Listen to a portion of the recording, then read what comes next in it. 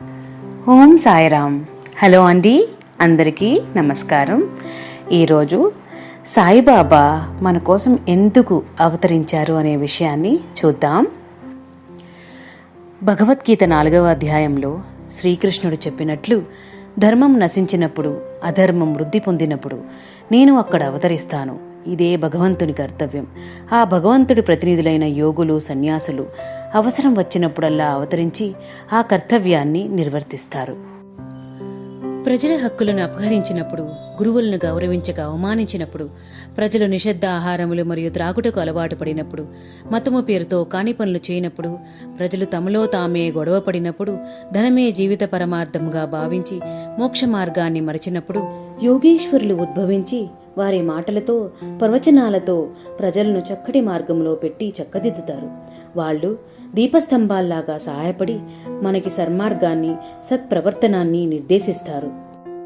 అలాంటి యోగేశ్వరులలో ఒకరైన సాయిబాబా అందరినీ సన్మార్గంలో నడిపించటానికి షిరిడీ చేరారు.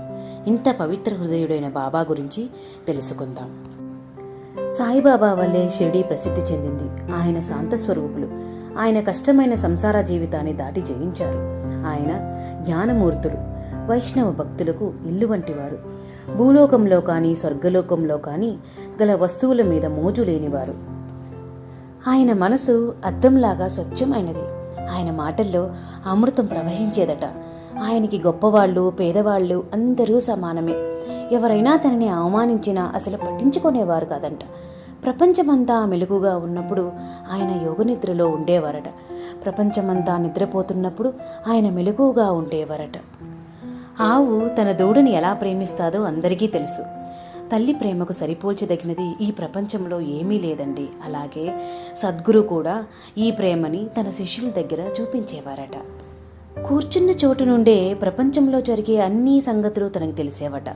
ఎప్పుడూ ధ్యానంలో ఉంటూ శుద్ధ పురుషులైన సామాన్యుడిలాగే నడుచుకునేవారట.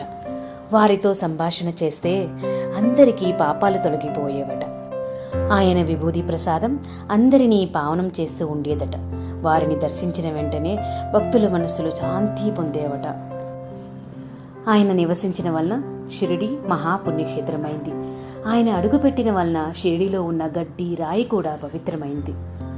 భక్తులందరికీ షిరిడీ ద్వారక, కాశీ, రామేశ్వరం, కేదార్ లాంటి పుణ్యక్షేత్రం. ఇంత పవిత్ర హృదయుడైన ఆయన్ని వెతుక్కుంటూ ఆయన దర్శనాన్ని చూడాలని ఎన్నో దేశాల నుండి ప్రజలు వచ్చేవాళ్ళట. ఇలాగే మరెన్నో విషయాలు సాయిబాబా గురించి తెలుసుకోవటానికి మళ్ళీ మిమ్మల్ని కలుస్తాను. ఓం సాయిరామ్.